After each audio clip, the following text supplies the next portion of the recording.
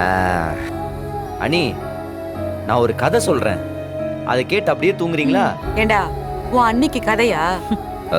நான் ஒன்றும் அன்னைக்கு சொல்லல, ஒரு சித்தப்பனா என் மகனுக்கு கதை சொல்றேன். ஓ, அதை கேட்டு அவங்க அம்மா அவனை தூங்க வைப்பாங்கல்ல. ச்சே, தொலைநோக்கு சிந்தனை. ஆ, சொல்லு சொல்லு சொல்லு. ஆ.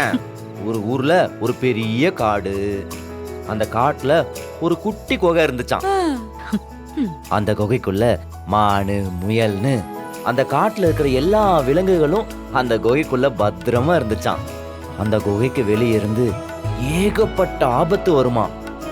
ஆனா எந்த ஆபத்துமே அந்த குகையோட வாசலை கூட தாண்டாதான். ஏன்னு தெரியுமா? ம், ஏன்னா அந்த குகைக்கு ஒரு சிங்கம் காவலுக்கு இருந்துச்சாம். அடேங்கப்பா. வெளிய இருந்து எந்த ஆபத்து வந்தாலும் அந்த எல்லா ஆபத்தையும் அந்த குகை வாசல்லே இருந்து அந்த சிங்கம் சமாளிச்சிருமா. ம், அந்த குகைக்குள்ள இருக்கிற யாருக்கும் ஒரு சின்ன கீறல் கூட பட விடாதான்.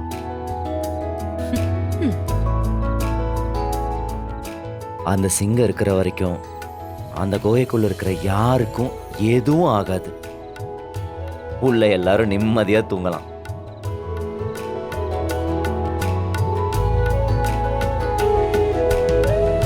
டேய் குட்டி பையா, இந்த கதை எப்படி இருந்துச்சு? சூப்பரா இருந்துச்சு. நான் ஒண்ணு கண்டுபிடிச்சிட்டனே. ஆ, அந்த குகைக்கு வெளியே நின்ன சிங்கம் நீதானே?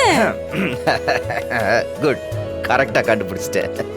ஆ, ஆனா எனக்கு ஒரு சந்தேகம்டா. ஆ, ஆமா, இருட்டுல நீயே வெளியில போகணும்னா என்னதான் துணைக்கு கூப்பிடுவ? அது எப்படி நீங்க காவல் காப்பீங்க? அதுவும் குகைக்கு வெளியில இருட்டுல? பயமா இருக்காது உனக்கு? என் அசிங்கப்படுத்துறதுக்கு வெளியிருந்து ஒரு ஆள் வேண்டாம், நீ போதும். என் அசிங்கப்படுத்துறதுல உனக்கு அவ்வளவு சந்தோஷம்.